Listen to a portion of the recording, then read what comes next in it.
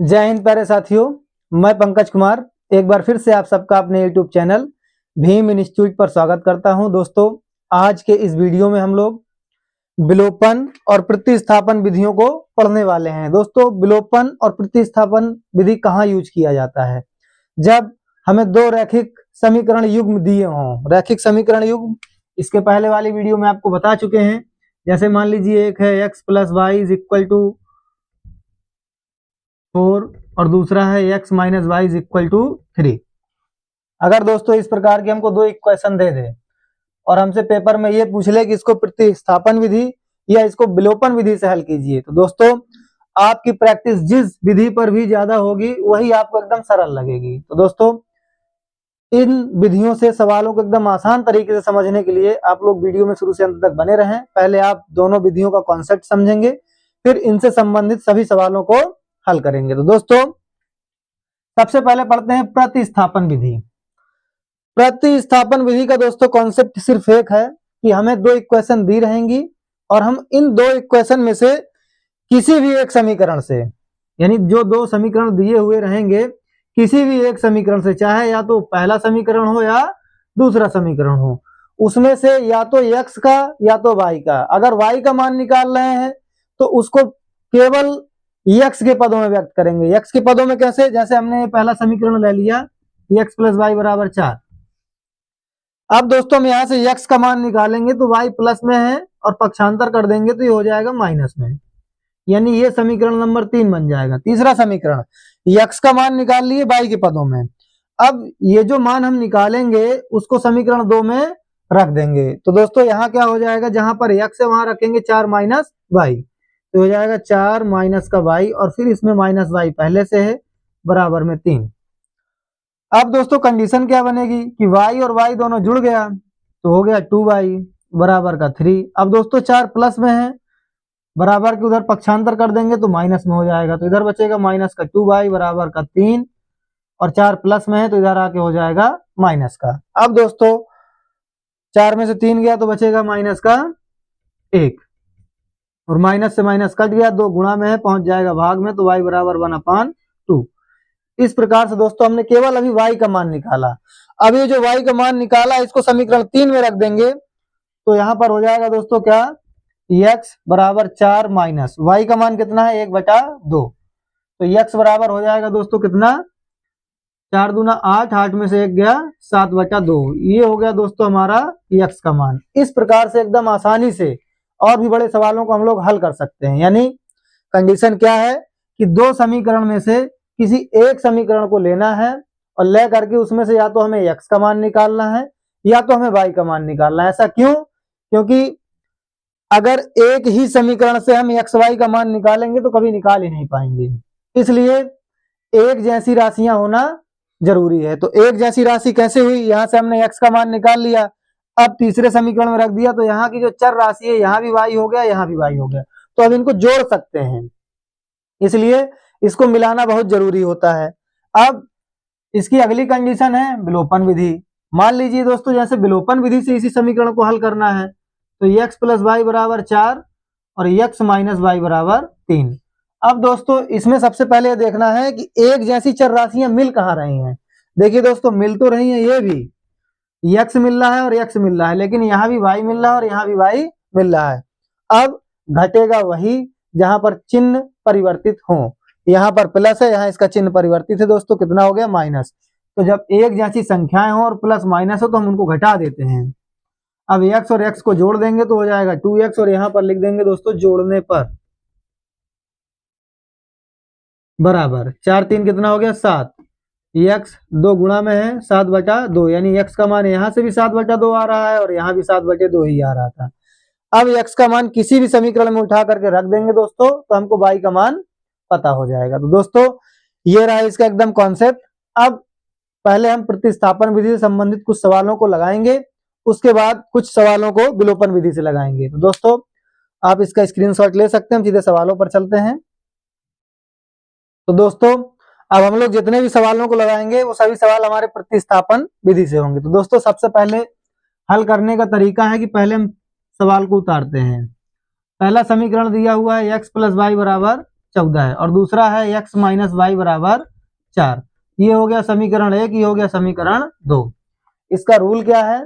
सबसे पहले हम भाषा में लिखेंगे, या तो पहले से या दूसरे से लिखेंगे। समीकरण आपको जो भी सरल लगे, समीकरण 1 से समीकरण 1 को उतार लेते हैं, x प्लस वाई बराबर 14 है। कॉन्सेप्ट को भी दोस्तों साथ ही साथ में समझते चलते हैं। अब यहां से हम या तो x का मान निकालें या तो y का मान निकालें। तो दोस्तों अगर x का मान निकालेंगे तो y प्लस में है, पक्षांतर कर देंगे तो ये माइनस में हो जाएगा, यानी 14 माइनस वाई, और ये बन गया समीकरण 3। अब ये जो x का मान निकाले हैं उसको रखेंगे समीकरण 2 में। तो x का मान समीकरण 2 में रखने पर, तो दोस्तों समीकरण 2 क्या है? x माइनस का y बराबर का 4। यहाँ x का मान रखेंगे दोस्तों कितना? 14 माइनस का y, और ये माइनस का y पहले से है, बराबर का 4। y और y को जोड़ देंगे दोस्तों तो हो जाएगा माइनस का 2y बराबर में 4। अब 14 का दोस्तों पक्षांतर करेंगे, क्यों? क्योंकि संख्या को संख्या की तरफ ले जाएंगे, तो यहाँ बचेगा माइनस का 2y बराबर 4 पहले से है, और ये 14 के आगे कोई चिन्ह नहीं तो प्लस, और जब प्लस की संख्या का पक्षांतर करेंगे तो वो हो जाएगी माइनस में। 14 में से 4 गया दोस्तों, बचा माइनस का 10। माइनस से माइनस को काट दिया, 2 पंचे 10, यानी y बराबर आ गया दोस्तों कितना? 5। y का मान उठाकर अब रखते हैं दोस्तों समीकरण 3 में। y का मान समीकरण 3 में रखने पर, समीकरण 3 क्या है दोस्तों? x बराबर 14 माइनस का y, यही है, और y की जगह रखना है हमको 5। x बराबर 14 माइनस y की जगह पर रखेंगे दोस्तों 5, और x बराबर 14 में से 5 गया, बचा 9। तो दोस्तों ये आ गया x का मान, लिखेंगे अतः x बराबर 9 और y बराबर 5। ये हो गया दोस्तों हमारा फाइनल आंसर। तो दोस्तों आपने देखा कि प्रतिस्थापन विधि कितनी सरल और सहज विधि है। इससे आप किसी भी बड़े सवाल को एकदम आसानी से लगा सकते हैं, और पूरा यही इसका नियम है कि पहले 2 समीकरण में से किसी एक को लेना है, फिर उसमें से तीसरा समीकरण बनाना है, या तो एक ही चर राशि होनी चाहिए। जैसे हमने यहाँ लिया x का, तो y के पदों में बना दिया। अगर यहाँ y को रोक लेते तो x को उधर भेज देते। अभी दूसरा सवाल हम आपको x में बताने वाले हैं। तो दोस्तों आप इसका स्क्रीनशॉट लीजिए, फिर अगले सवाल की ओर चलते हैं। तो दोस्तों ये रहा हमारा दूसरा सवाल, सेम कंडीशन का है, उसी प्रकार से इसे भी हल करेंगे। पहले उतारते हैं पहले समीकरण को, यस माइनस टी बराबर 3, और दूसरा समीकरण दिया हुआ है यस अपान 3 प्लस टी अपान 2 बराबर का 6। ये समीकरण 1 हो गया, ये समीकरण 2। अब दोस्तों आप ये देख सकते हैं कि इन दोनों में से आपको सरल कौन सा दिख रहा है। देखो ये बटे उटे आप देख के पहले ही आप कंफ्यूज हो जाएंगे, तो आप लिखेंगे सीधा सीधा समीकरण 1 से। समीकरण 1 को उतारते हैं, यस माइनस टी बराबर 3। अब यहां से माइनस है, माइनस का पक्षांतर कर देंगे तो ये हो जाएगा दोस्तों प्लस में, यानी 3 प्लस का टी। ये बन गया समीकरण 3। अब इस समीकरण का मान उठा करके रखेंगे किसमें? दूसरे में। क्यों? क्योंकि हमें टी का मान निकालना है। यस का मान समीकरण 2 में। समीकरण 2 क्या है दोस्तों? उतार लेते हैं, यस अपान 3 प्लस का टी अपान 2 बराबर का 6। यस की जगह पर रखना है दोस्तों कितना? 3 प्लस का टी। 3 प्लस का टी अपान में 3 प्लस टी अपान 2 बराबर का 6। ध्यान से समझिएगा दोस्तों। अब यहाँ 3 और 2 का लेंगे दोस्तों लासा, तो लासा आएगा हमारे पास कितना? 6। अब 3 का भाग देंगे 6 में, 3 दूना 6, 2 बार गया, 2 का गुणा करेंगे 3 में, तो 3 दूना 6 प्लस 2 में करेंगे तो हो जाएगा 2t प्लस। अब 2 का भाग देंगे दोस्तों 6 में, तो 3 बार जाएगा, 2 तिहाई 6, और 3 का गुणा करेंगे t में तो हो जाएगा 3t, और बराबर में चल रहा है 6। इसके नीचे 1 मान के इसका कैंची गुणा कर देंगे, 1 का इधर 6 का इधर। और दोस्तों जब 1 का इधर करेंगे तो ये हो जाएगा 6, 3 और 2 हो जाएगा 5t बराबर 6 छंग 36। 6 इधर प्लस में है दोस्तों, उधर जाएगा तो हो जाएगा माइनस का, क्योंकि संख्या को संख्या की तरफ ले जाएंगे। 36 में से 6 गया, बचा 30। अब दोस्तों हमें केवल t का मान निकालना है और हमारे पास दिया क्या है 5t। अब 5 गुणा में है t के, इसको कर देंगे भाग में, तो t बराबर हो जाएगा 30/5। 5 छक्का 30, यानी t बराबर दोस्तों कितना आ गया 6। अभी दोस्तों केवल t का मान आया है, हमारे पास समीकरण में यश भी है, तो अब t का मान उठाकर रखेंगे समीकरण 3 में, यानी t का मान समीकरण 3 में रखने पर। अब दोस्तों समीकरण 3 क्या है हमारे पास, 3 दिया हुआ है यश बराबर 3 प्लस का t, और यश बराबर 3 प्लस t का मान दोस्तों आया है 6, तो यश बराबर हो गया 9। अतः यश बराबर 9 और t बराबर हो गया दोस्तों आपका कितना 6। ये हो गया इसका फाइनल आंसर। तो दोस्तों आपने देखा सवाल देखने में थोड़ा सा बड़ा लग रहा था, लेकिन प्रतिस्थापन विधि से एकदम सिंपल हो गया। पहले हमने यश का मान निकाला, यश का मान निकाल करके दूसरे समीकरण में रख दिया। इसलिए रख दिया क्योंकि यहाँ भी t है और यहाँ हमको t चाहिए, इसलिए हमने यश का मान निकाला। और जब सब कुछ t के पदों में हो गया, पक्षांतर करेंगे तो केवल t का मान आएगा, और t का मान आया दोस्तों 6। अब t का मान उठा करके रख दिया समीकरण 3 में, तो समीकरण 3 दोस्तों ये था, और t की जगह रख दिया 6, तो 6 और 3 कितना हो गया 9। ये आ गया दोस्तों यश का मान। तो दोस्तों आशा करते हैं ये सवाल भी आपको एकदम आसानी से समझ में आया है। आप इसका स्क्रीनशॉट लीजिए, फिर हम अगले सवाल की ओर चलते हैं। तो दोस्तों हम लोग अपने तीसरे सवाल की ओर। ये दोस्तों सवाल मोस्ट सवाल है और हो सकता है यूपी बोर्ड 2025 में पूछा भी जाए। तो दोस्तों सबसे पहले समीकरणों को उतारते हैं। पहला समीकरण दिया गया है 0.2x प्लस 0.3y। दोस्तों दशमलव वाले सवाल देखने में जितने कठिन होते हैं उतने ही बच्चा क्वालिटी के होते हैं। तो आपको घबराना नहीं है कि अरे बाप रे, अरे मेरे मैया रे, दशमलव आ गया, आप क्या करेंगे, अब तो कर ही नहीं पाएंगे। बहुत सिंपल हो जाता है। और दूसरा 0.5 बराबर 2.3। दशमलव देखो और एकदम से खुश हो जाओ कि चाहे और सवाल ना कर पाएंगे, लेकिन दशमलव वाला तो जरूर तोड़ देंगे। आप लेते हैं सबसे पहले समीकरण 1 या 2 को। आपको बार बार समीकरण 1 से बता रहे हैं, अब की बार आपको समीकरण 2 से बताते हैं। समीकरण 2 से दोस्तों समीकरण 2 क्या है, 0.4x प्लस 0.5y बराबर 2.3। ये हुआ हमारा समीकरण 2। यहां से x का या तो y का मान प्रतिस्थापित करते हैं। तो दोस्तों ये हो गया 0.4x प्लस, ये प्लस में है, इसको उधर भेजेंगे दोस्तों तो ये हो जाएगा माइनस का, बराबर 2.3 पहले से था। अब ये 0.5 प्लस में है तो इधर आके हो जाएगा माइनस में। अब ये 0.4 गुणा में है x के, तो इसको भगाएंगे उधर तो ये हो जाएगा भाग में, 2.3 माइनस 0.5 y।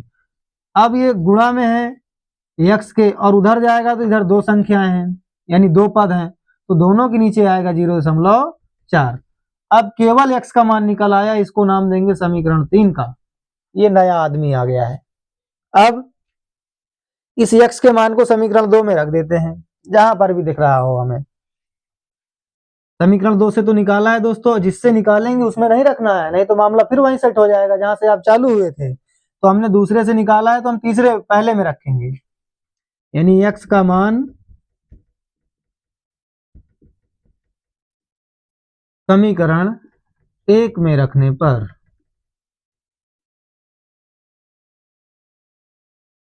तो समीकरण 1 है दोस्तों 0.2x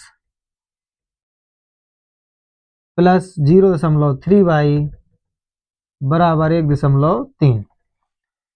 0.2। अब x और इस संख्या के बीच में दोस्तों होता है हमेशा गुणा का चिन्ह, तो हमने ये लगा दिया गुणा का चिन्ह। अब x का मान कितना निकाले हैं, पूरा ये टोटल मान है x का, तो इसको यहाँ x की जगह पे रख देंगे, और ये दोस्तों गुणा का चिन्ह है, x नहीं है। 2.3 माइनस 0.5 y और अपान में पूरे के हो जाएगा 0.4। 4, फिर प्लस 0.3y और बराबर में चल रहा है 1.3। अब यहाँ गुणा का चिन्ह है, इसको यहाँ से काट सकते हैं। अगर यहाँ से यहाँ काटेंगे दोस्तों तो सीधा 2 बार में कट जाएगा, 2 दूनी 4, क्योंकि दशमलव सेम संख्या के बाद है, एक अंक के बाद है तो दशमलव से दशमलव कटेगा, 2 दूनी 4, 2 बार में काम इसका खत्म हो गया। अब बचा क्या हमारे पास, बचा 2.3 माइनस 0.5y, पूरे के बटे में बचा 2 और प्लस का 0.3y बराबर में 1.3।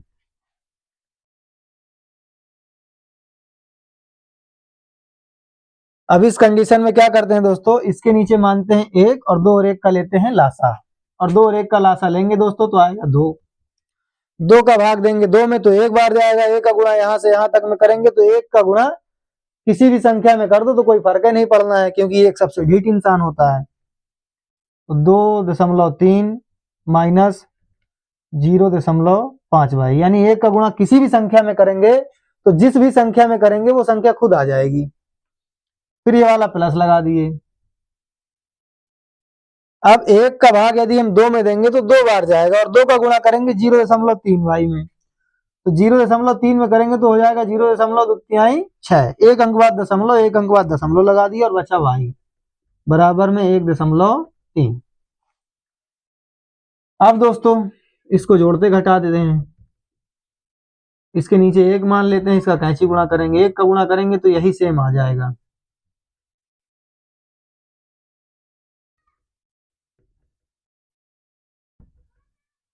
बराबर इसका गुणा करेंगे तो 13 दूनी 26, 1 अंक बाद दशमलव, 1 अंक बाद हमने दशमलव लगा दिया, कोई दिक्कत नहीं।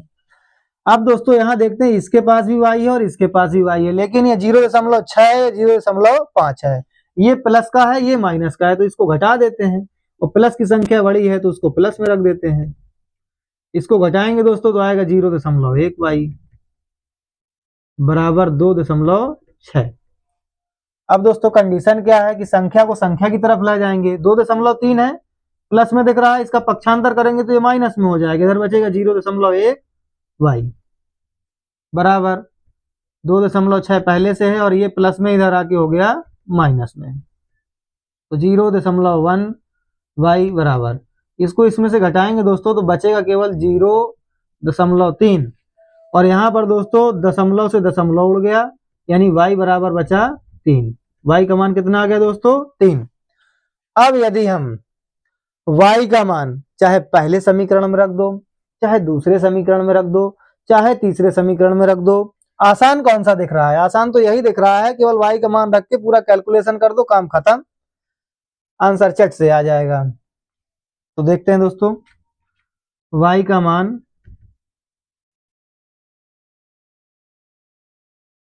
समीकरण 3 में रखने पर, समीकरण 3 क्या है दोस्तों, x बराबर 2.3 माइनस का 0.5 इंटू y का मान कितना निकाला दोस्तों हमने 3, पूरे के बटे में आ जाएगा 0.4, यानी x बराबर 2.3 माइनस 5 तिहाई 15 बटे में 0.4। इसको थोड़ा दोस्तों इधर देखते हैं, x बराबर 2.3 में से 1.5 को घटाना है तो 13 में से 5 जाएगा, बचेगा दोस्तों 0.8, यानी 0.8 बटे 0.4, भाग देंगे 4 दूना 8, x बराबर आ गया दोस्तों 2। यहाँ पर आ गया y का मान और यहाँ पर आ गया x का मान, लिख देंगे अतः x बराबर 2 और y बराबर 3। ये हो गया दोस्तों x और y का मान, यानी दो समीकरणों से हमने प्रतिस्थापन विधि से, सवाल दशमलव में था तो थोड़ा टफ लग रहा था लेकिन उतना सरल था दोस्तों, दशमलव ने हमको कहीं परेशान ही नहीं किया। क्यों नहीं किया, क्योंकि कैलकुलेशन मजबूत है, और आपका कैलकुलेशन तभी मजबूत होगा जब आप प्रैक्टिस को बार बार करेंगे। इस प्रकार के सवालों को बार बार लगाएंगे दोस्तों तो आपकी बहुत धुआंधार प्रैक्टिस हो सकती है। तो दोस्तों आप इसका स्क्रीनशॉट लीजिए, फिर अगले सवाल की ओर चलते हैं। तो दोस्तों अब हम लोग प्रतिस्थापन विधि से चौथे सवाल को हल करने वाले हैं और इसी सवाल के बाद लगभग 3 सवाल हम लोग भाषा वाले सवालों को लगाएंगे, फिर विलोपन विधि के सवालों को हम लोग अगली वीडियो में देखेंगे। दोस्तों प्रतिस्थापन विधि से रूट वाले सवाल को लगाना है। दोस्तों रूट के यानी करणी के कॉन्सेप्ट को यदि आपको और अच्छे से पढ़ना है तो आप हमारे चैनल में कई वीडियो हैं, लेकिन एक रूट की वीडियो भी है, आप देख सकते हैं, आपका पूरा कॉन्सेप्ट क्लियर हो जाएगा। तो दोस्तों सीधे सवाल पर आते हैं। पहले समीकरण को उतारते हैं।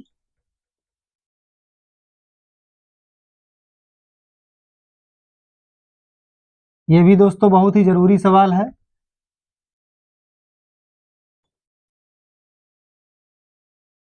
अब जो भी आपको सरल दिख रहा हो आप किसी भी समीकरण से कर सकते हैं। तीसरे समीकरण के लिए समीकरण 1 से हम लिखेंगे, यहां जो भी हमारा समीकरण है उतार लीजिए बराबर। लेकिन दोस्तों उतारने में ये ध्यान रखना कि रूट जो है वो केवल संख्या के ऊपर है, कि आप x के ऊपर चढ़ा दें और फिर कहीं पर फंस जाएं, फिर कहीं अरे मेरी मैया रे x के ऊपर रूट लग गया, अब कहीं से हल करेंगे, फिर मैया वैया याद नहीं आ रही है पेपर में, ध्यान रखिएगा। ये पहला समीकरण है, ये प्लस में इसको उधर भेजेंगे दोस्तों तो ये हो जाएगा माइनस का, कोई दिक्कत नहीं, ये प्लस में था हो गया माइनस का। अब रूट 2 यहाँ गुणा में है, उधर पहुंचेगा भाग में, तो x बराबर हो जाएगा माइनस का रूट 3 अपान रूट का 2y। और दोस्तों इसको ये भी लिख सकते हैं माइनस का रूट 3 अपान 2y। ये आ गया दोस्तों x का मान y के पदों में। अब इस y के मान को रखेंगे हम कहाँ उठा करके, x के मान को, ये बन गया दोस्तों समीकरण 3, और इस x के मान को समीकरण 2 में रखेंगे। तो लिखेंगे अब x का मान समीकरण 2 में। समीकरण 2 क्या है? समीकरण 2 क्या है दोस्तों? समीकरण 2 है रूट का 3x माइनस का रूट 8y बराबर 0। ये रहा दोस्तों समीकरण 2। x की जगह पर कितना रखना है भैया? x की जगह पर रखना है रूट का 3 अपान 2 माइनस में और y। चलिए देखते हैं, ये रूट का 3 हो गया। x की जगह पर रखना है दोस्तों कितना? रूट का 3 अपान रूट का 2, और ये हो गया y। कोई दिक्कत नहीं सर? कोई दिक्कत नहीं। दिक्कत है, अभी माइनस को आप भूल गए, तो यहाँ माइनस को भी लगाना है, बहुत जरूरी है, नहीं तो मामला गड़बड़ा जाएगा। अब माइनस ये वाला लगाते हैं, अब रूट का 8 लिखते हैं, बगल में y है तो y को लिखते हैं, बराबर में 0 है तो 0 लिख देते हैं। अब दोस्तों रूट के अंदर एक जैसी संख्याएं हो तो उसको केवल एक बार लिख देते हैं, बहुत ही आसान है।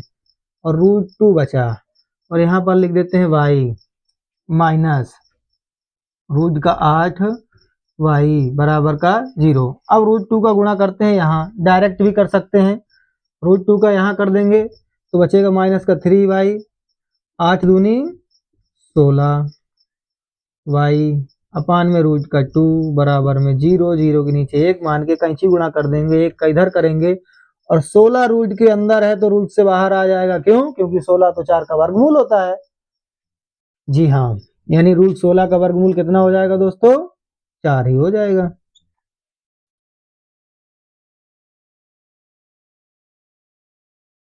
माइनस का 4y, और रूट 2 का गुणा इधर 0 में करेंगे तो बराबर का मटेरियल पूरा 0 हो जाएगा। अब 4 3 हो गया दोस्तों, माइनस का 7y बराबर में चल रहा है 0, और 7 गुणा में 0 के है, यानी y के गुणे में माइनस का 7 है, और y के उधर भेज देंगे तो हो जाएगा 0 अपान माइनस का 7। और जब माइनस 7 का भाग देंगे 0 में तो 0 एक ऐसी संख्या है उसके पास कोई भी जाता है तो सबको 0 कर देती है। बहुत खतरनाक चीज है भैया 0। 0 को हल्के में नहीं लेना है, 7 का भाग 0 में देंगे तो आ जाएगा 0, काम खत्म। y का मान यहाँ से एकदम क्लियर हो गया, y का मान आ गया दोस्तों 0। अब y का मान चाहे आप 1 में रखें, चाहे 2 में रखें, चाहे 3 में, तुरंत आएगा x का मान। देखते हैं y का मान, y का मान कहाँ रख दें? कहाँ रख दें? 1 में रख दो, 2 में रख दो, 3 में रख दो, कहीं पर भी रख दो, आंसर आ जाएगा। चलिए कहाँ रखते हैं? थोड़ा लोचा वाला देखते हैं मटेरियल। y का मान यहाँ रखें, सब 0 हो जाएगा, बहुत अच्छी चीज है जी, रख दो। माइनस का रूट 3/2 इंटू वाई, और y का मान अभी अभी हम लोग निकाल के आ रहे हैं। कहाँ से आ रहे हैं निकाल के? यहाँ से। तो देखते हैं, गुणे 0 और 0 का गुणा किसी भी संख्या में कर दो तो सब 0, यानी x का मान भी 0 और y का मान भी 0। तो दोस्तों ये रहा x का मान और ये रहा y का मान। आप लिखेंगे अतः। इस सवाल को हमने तोड़ दिया है, और तोड़ने के बाद x का मान 0 निकाल लिए हैं और y का मान 0 निकाल लिए हैं। रूट में था, बड़ा पहलवान बन रहा था, तोड़ फोड़ के राइट कर दिए। दोस्तों आप इसका स्क्रीनशॉट लीजिए, अगले सवाल की ओर चलते हैं। तो दोस्तों ये रहा हमारा 5वां सवाल। दो संख्याओं का अंतर 26 है। अच्छा जी, एक संख्या दूसरे संख्या की 3 गुनी। हाँ भैया बिल्कुल, उन्हें ज्ञात कीजिए। किन्हें ज्ञात कीजिए? किसकी बात कर रहा है जी? ये कह रहा है दो संख्याओं का अंतर। जी कंफ्यूज है हम तो, दो संख्या है कौन सी नहीं पता तो मानते हैं, साफ सी बात है। लिखते हैं मैथ है, इसमें माना कि पहली संख्या बराबर x। कोई बात नहीं, एक संख्या का तो पता चल गया जी, दूसरी का क्या है? चलो मानते हैं उसको भी। दूसरी संख्या बराबर हो जाएगी भाई, कुछ भी मान लो। पहली संख्या a मान लो, दूसरी संख्या b मान लो, पहली संख्या d मान लो, दूसरी संख्या e मान लो। आप कुछ भी मान सकते हैं, आपकी मर्जी, निकालना तो है ही है। अब दोस्तों इन सवालों को हल करने का एक बहुत अच्छा कॉन्सेप्ट ये है कि आप पहली लाइन को पढ़िए और जहां पर फुल स्टॉप है वहीं पर रुक जाइए। वहां से आपको एक कंडीशन मिलेगी, तो आप लिखेंगे पहली शर्त के अनुसार। कौन सी शर्त बता दिया जी? पहली शर्त कह रहा दो संख्याओं का अंतर। कभी भी ऐसे सवाल आ जाए तो अंतर का मतलब होता है घटाना। और आपने दो संख्याएं मानी कौन कौन सी हैं जी? x और y, यानी दो संख्याओं का अंतर कह रहा है, लो घटा दिया। कितना कह रहा? 26 है, ये लो 26 हो गया, ये समीकरण 1 बन गया। वो लोचा हो गया जी? जी हाँ, दो संख्याओं का अंतर 26 है, समीकरण 1 बन गया, एकदम सिंपल तरीके से। जी हाँ बन गया। अब दूसरे ओर चलते हैं, यानी दूसरी शर्त की ओर चलते हैं। ये पहला फुल स्टॉप था, यहां पर रुके, एक कंडीशन बनी। अब दूसरी कंडीशन की ओर चलते हैं, तो लिखेंगे दूसरी शर्त के अनुसार।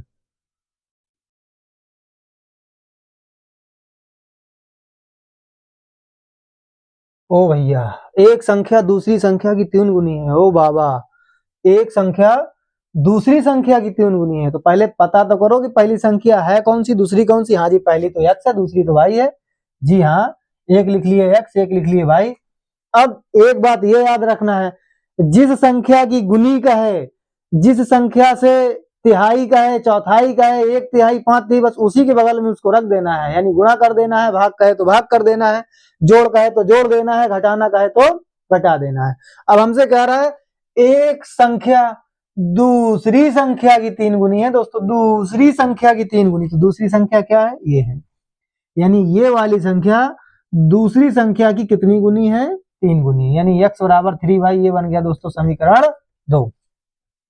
अब यहां से x का मान 3y है और यहाँ x माइनस y बराबर 26 है। अब दोस्तों घबराने की बात नहीं है, लिखेंगे अब। क्या लिखेंगे? अब हम इनको तोड़ तोड़ के x और y का मान निकाल के आपको बताएंगे कि पहली संख्या क्या है और दूसरी संख्या क्या है। यानी x का मान सीधा दिया है y के पदों में, कोई दिक्कत ही नहीं है, प्रतिस्थापन विधि से हल करना है।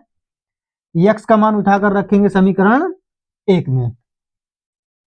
x का मान समीकरण 1 में, समीकरण 1 क्या बना दोस्तों? समीकरण 1 क्या बना? ये बना x माइनस वाई बराबर 26। कोई दिक्कत नहीं भाई साहब, x की जगह पे रखना है 3y, कोई दिक्कत नहीं। माइनस का y बराबर का 26। अरे बाप रे, 3y और 1y, ये प्लस में ये माइनस में, 3 में से 1 गया, कितना बचेगा दोस्तों? 2y। बराबर में कितना है भैया? 26 है, और 2 गुणे में है, भाग में जाएगा तो y बराबर 26 बचा 2, 2 का भाग 26 में 13 बार, यानी दूसरी संख्या आ गई 13।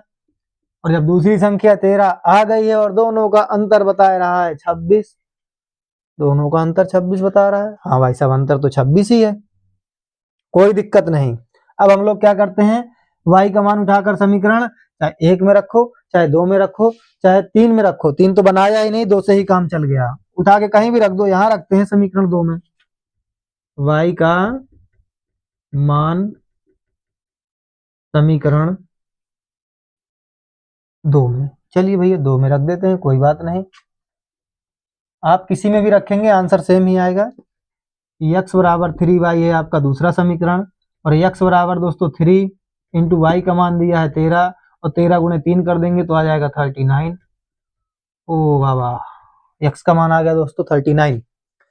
पहली संख्या 39 और दूसरी संख्या 13। अब पता कैसे करेंगे जी कि हमारा आंसर सही आया है? पता ऐसे करेंगे ना, वो कह रहा दो संख्याओं का अंतर 26 है, जरा 39 में से 13 को घटाइए, 26 आ रहा है। जी हाँ, एकदम क्लियर है, तो लिख देंगे अतः पहली संख्या बराबर x बराबर कितना आ गई? पहली संख्या x माने थे, x का मान आ गया 39,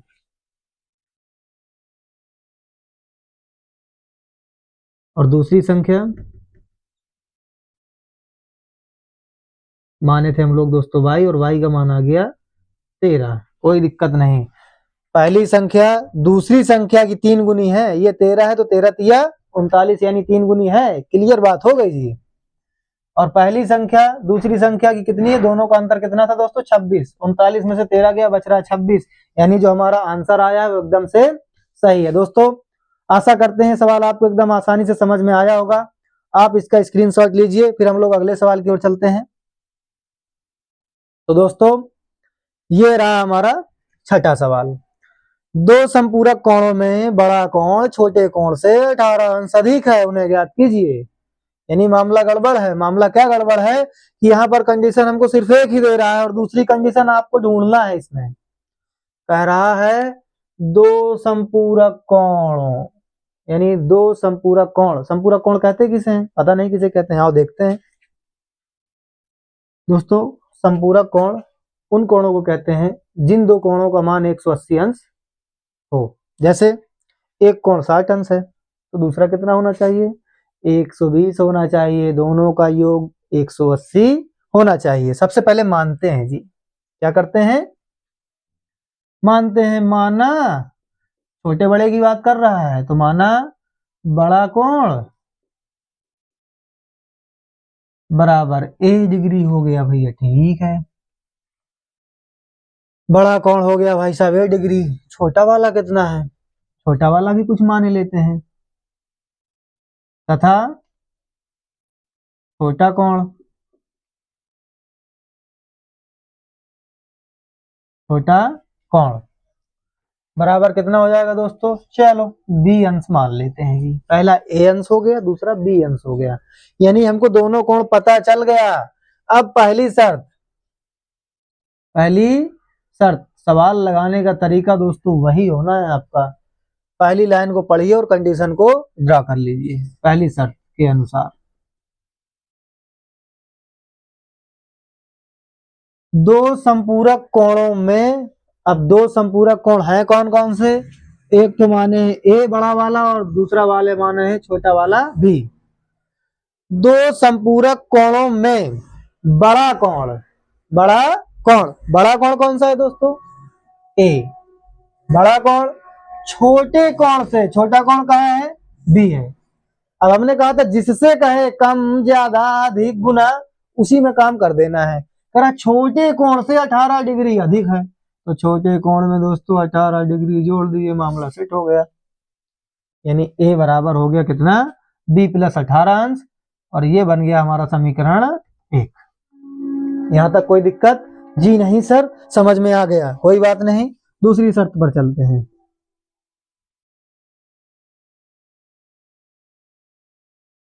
अब दूसरी शर्त तो भैया हमको दी ही नहीं, उसमें तो कह रहा उन्हें ज्ञात कीजिए किन्हें? संपूरक कोणों को। तो हम जानते हैं कि दो संपूरक कोणों का योग 180 अंश होता है। काम खत्म, ये बन गया दूसरी इक्वेशन। हाँ जी, बन तो गया दूसरी इक्वेशन। समीकरण 1 में हमको ए का मान दिया है बी प्लस 18 डिग्री, और समीकरण 2 में हमने बताया है कि दो संपूरक कोणों का योग होता है 180 अंश। अब लिखेंगे ए का मान या ऐसे भी लिख सकते हैं समीकरण 1 से। समीकरण 1 से क्या भैया, समीकरण 1 से एक ही जगह रखेंगे b+18, तो एक ही जगह पर रख दिया हमने b+18, कोई दिक्कत नहीं सर, कोई दिक्कत नहीं। फिर प्लस का b है तो b लिख दिया, बराबर में 180 से, कोई दिक्कत नहीं भैया, कोई दिक्कत नहीं। अब b और b जब b और b को जोड़ देंगे तो हो जाएगा 2b, क्योंकि दोनों सेम सेम है, तो जोड़ दिया तो हो गया 2b। 18 प्लस में उधर ले गए तो हो गया माइनस का, उधर किधर पक्षांतर किया जी।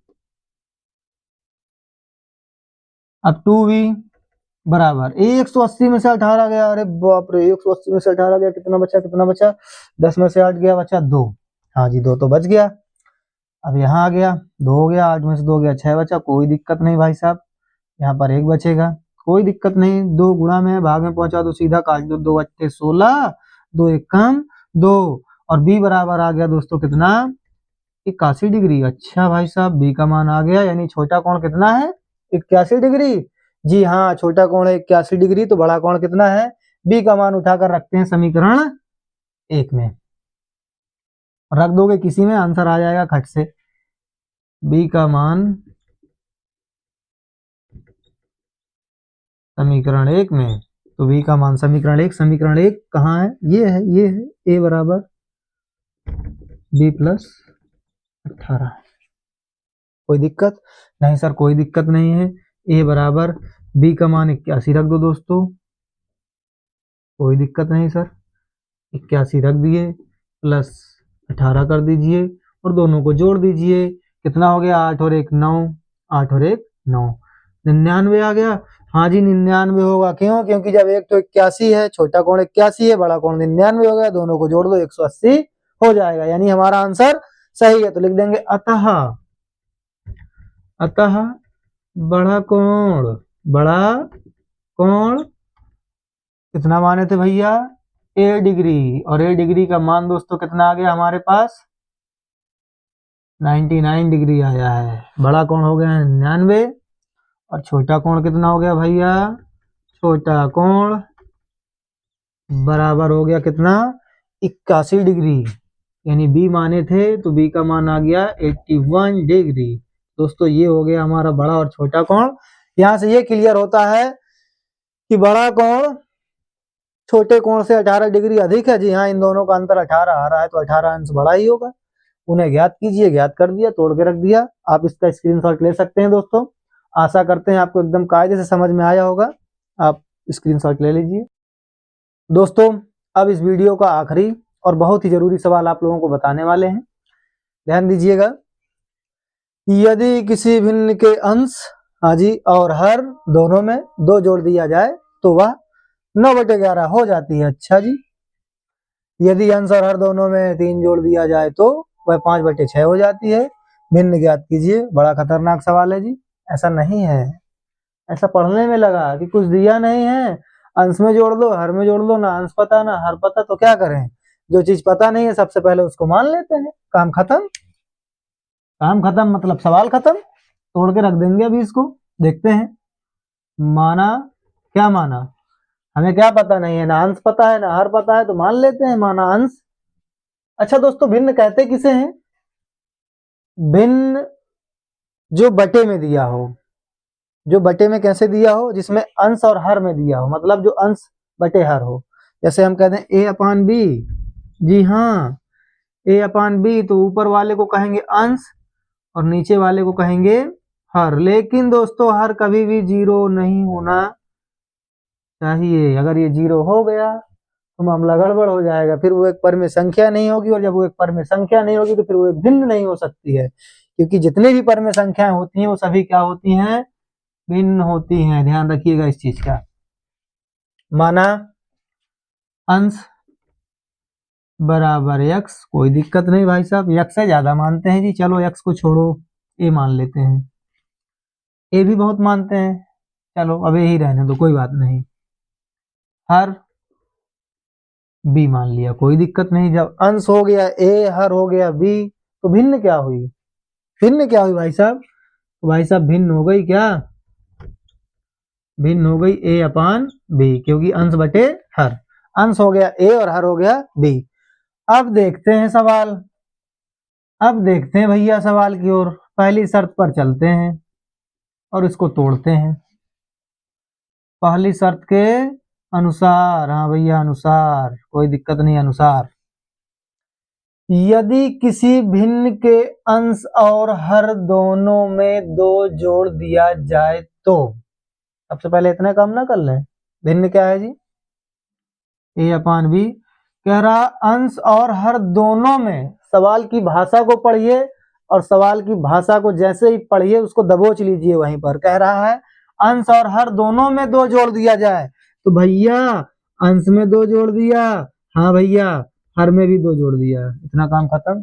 जी हाँ, कह रहा 2 जोड़ दिया जाए तो वह 9/11 हो जाती है। क्या? वह भिन्न 9/11 हो जाती है। कोई दिक्कत नहीं भाई साहब, हमें तो दिक्कत नहीं, आपको हो तो कोई बात नहीं, समझ लीजिए दिक्कत दूर हो जाएगी। कैंची गुणा 11 का इधर और 9 का इधर, 11 का करेंगे ए में तो हो जाएगा 11A, अच्छा जी, और 2 में कर देंगे तो हो जाएगा 11 दूनी 22, हाँ जी, 9 का करेंगे बी में तो हो जाएगा 9B, 9B, हाँ 9B, और 2 में करेंगे तो हो जाएगा 9 दूना 18।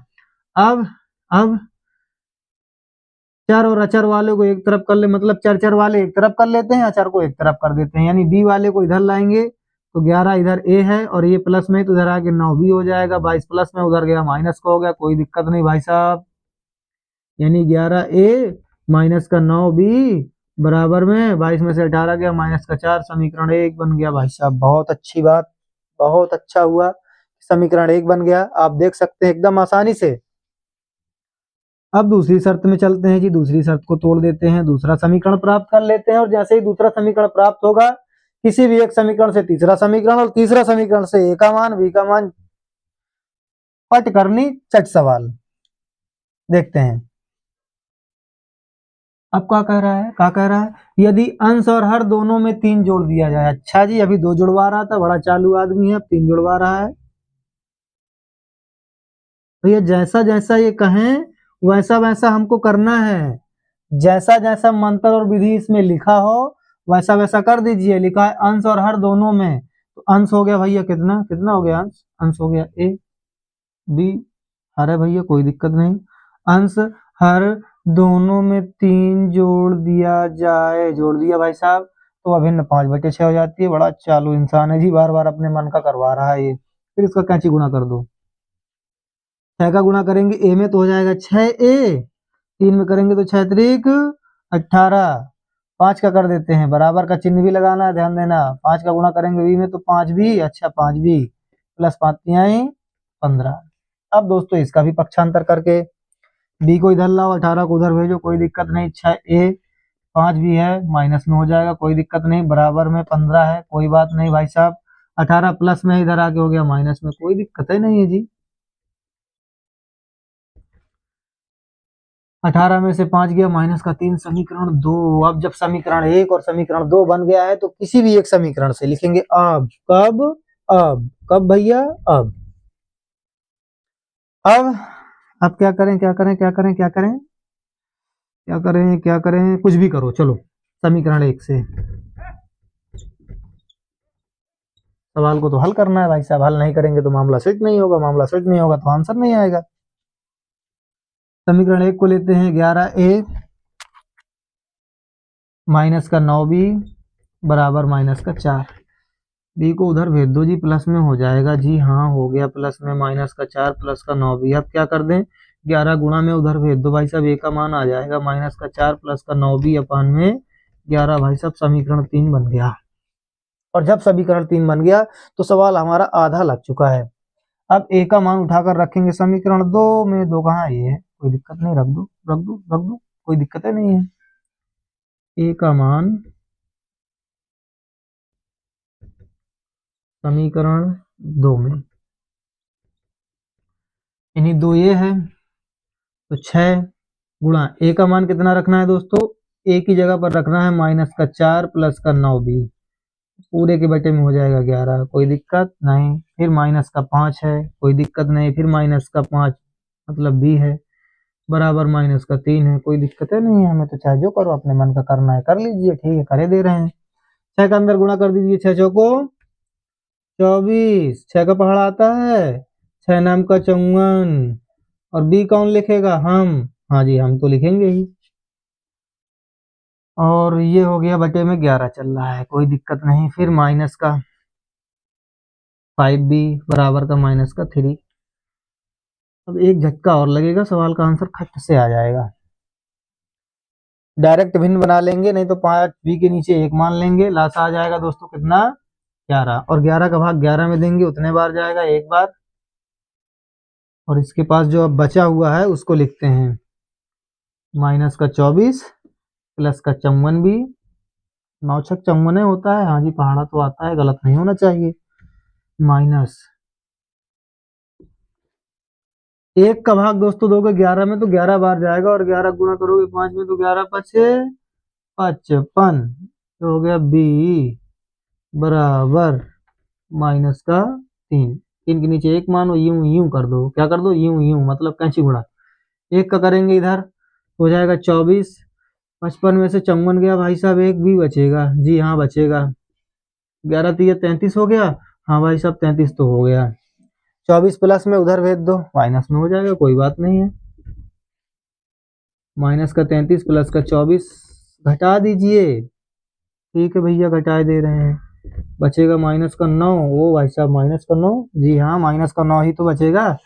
9 4 13 33, वेरी गुड, बहुत अच्छे। माइनस से माइनस को काट दीजिए, बी बराबर आ गया 9। यानी हर तो भाई साहब निकाल लिए, आ गया 9। अब जो बी का मान आया है, जो समीकरण 3 बना है, उसमें रख दीजिए, उसमें रख दीजिए। फिर देखते हैं कैसे नहीं आ रहा है, फिर देखते हैं, हम देख लेंगे। हाँ, देख लोगे? चलो, बी का मान समीकरण 3 में, ए बराबर माइनस का 4 प्लस का 9। बी की जगह भाई साहब 9 रखना है, कोई बात नहीं, रख दिया 11। ए बराबर माइनस का 4, 9 नाम 81 बटा 11।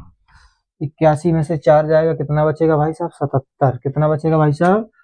77। 77 बटे 11, 11 सते 77। यानी जो ए का मान आ गया वो कितना आ गया?